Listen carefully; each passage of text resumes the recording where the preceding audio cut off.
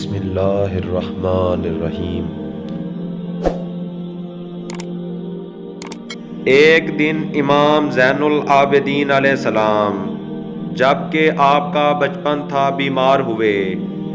حضرت امام حسین علیہ السلام نے فرمایا، بیٹا اب تمہاری طبیعت کیسی ہے اور تم کوئی چیز چاہتے ہو تو بیان کرو تاکہ میں تمہاری خواہش کے مطابق اسے فراہم کرنے کی صحیح کروں۔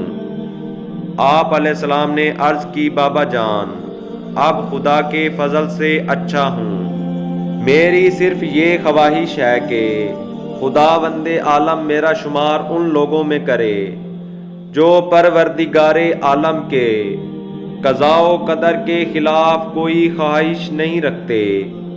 یہ سن کر امام حسین علیہ السلام خوش و مسرور ہو گئے اور فرمانے لگے، بیٹا تم نے بڑا مسرت افزا اور معرفت خیز جواب دیا ہے۔ تمہارا جواب بالکل حضرت ابراہیم علیہ السلام کے جواب سے ملتا جلتا ہے۔